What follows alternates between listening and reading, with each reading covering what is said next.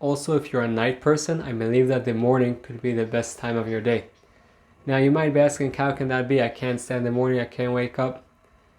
When you do these next 3 rituals in the morning, I could guarantee you will have a better day. And it's not a one-time doing it, but if you don't do it and you start your day, with your iPhone in your face or with other people's problems, so you're opening your day in a way that is not comfortable for you. When you don't feel comfortable, so you don't feel good, you don't feel good, you basically take that out, and the people surrounding you, even if you don't do anything, they feel that energy. So there is a way for your morning to turn from a morning of, oh, I'm too tired to wake up, I don't know what I'm doing here today, I have no motivation to go to work, into a morning that it would still be hard to get up, let's be honest, but it would turn the rest of your day to a much better day.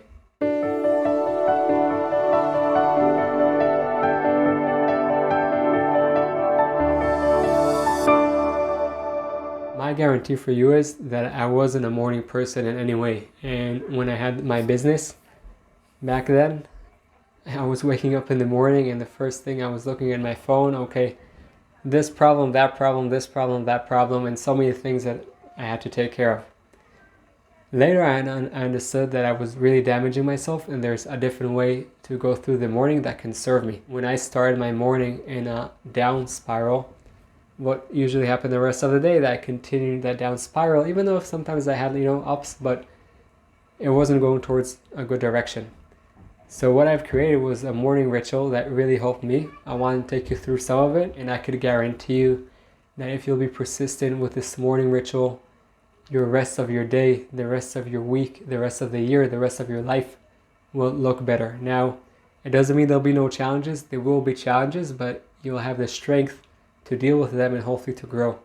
Okay, now you take whatever steps are good for you. I'm not going to share the whole morning ritual because it would take us a long time, but I want to touch on the basic steps that you can take in order to turn your day into a better one, and that would turn also the day of the people surrounding you into a better day. Well, let's give an example to how your day can start in a bad way and also ruin your day and other people's day. I'll give you an example from a story I just heard. A friend of mine just told me that, she went to work and the mother at work was kind of frustrated, and she asked what happened. And she told her, yeah, I woke up in the morning and my daughter was shouting at me, and she went out of the car and she just slammed the door and, was all aggravated. And then, of course, the mom was aggravated. And then when she got to work, the people around her felt it, and, it gave them a bad energy. So, and of course, the mom was aggravated and upset, and the daughter. So it was kind of a spiral. There is a way to prevent that. What I want to talk about now is things you can do in order to not prevent that spiral, because things will happen during the day, but to turn those things into something that happened, and okay, now we can move forward and continue, because all kind of events, and challenging events, not challenging events, happy events, will happen through the day. So there are 3 things I do each morning, and that really help me to turn the rest of the day into a great day. I want you to do them and be consistent. Number 1, when you wake up, have gratitude. Have gratitude for all the amazing things that you have personally. I do gratitude meditation. So what I do is I close my eyes and I think about all the things in life that I take for granted. And I think really the things that are the most amazing in life, I take them for granted.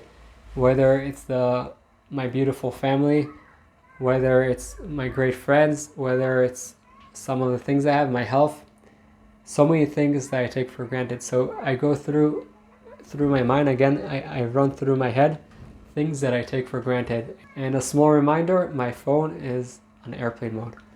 So number 1 is gratitude meditation. Now, if the word meditation is like too spiritual for you, let's make it simple. You could just think about things that you're grateful for with no computer or phone next to you. That way you won't be distracted. If you want, I really recommend you also do some breathing with it from your diaphragm. That way it would also help your relaxation.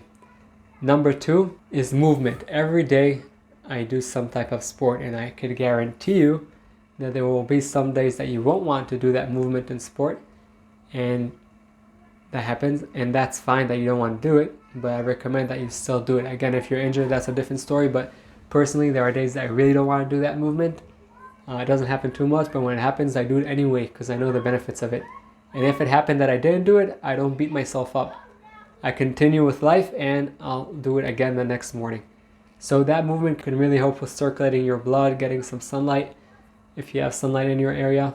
But that movement can really help you feel better. Okay, so find the movement that you like to do and do it. And why I'm saying that you like to do, because if you take a movement that you don't like to do, or that is way out of your comfort zone, and you're doing it only for someone else, you won't be consistent with it. I had a girlfriend that saw that I'm running a lot, so she thought, okay, she should also run a lot.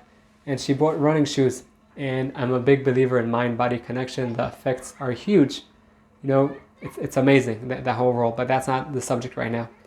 My point is, she wasn't consistent with running because she doesn't like running. And I told her, I'm a big believer in movement, but do whatever you like to do. Not whatever I like to do. You like ballet? Go do that. You like swimming? Go do that. Do whatever you like to do, okay? So having that movement every morning is really important. Now, if you're from the people, yeah, I'm really busy, I don't have time, you have no clue what's my schedule, just take 5 minutes. If you don't have 5 minutes for yourself, you're in a really bad place. Because if you don't take care of yourself, you won't be able to do the rest of the things that are in your life. So if you don't have a long time, all good. Just take 5 minutes, move your hands up and down, you know, move a little bit your shoulders, maybe jump into place a little bit, but have some movement every morning, okay? That's really important. Number 3, try to learn something every morning, okay? Even if it's just for a few minutes. We spoke about the busy people here already.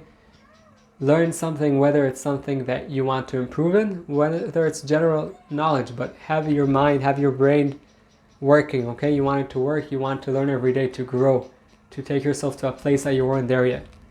That learning every day is really crucial, okay? Personally, I have 2-3 books that I learned, and by the way, some of them I've read already 3, 4, 5, 6 times, but sometimes actually the 6th time that I went through that book, all of a sudden I was like, oh wow, now in the place that I'm right now in life, I understood that book totally different. So have that learning every day. If you're in a relationship, you might want to have that learning with the person that is close to you.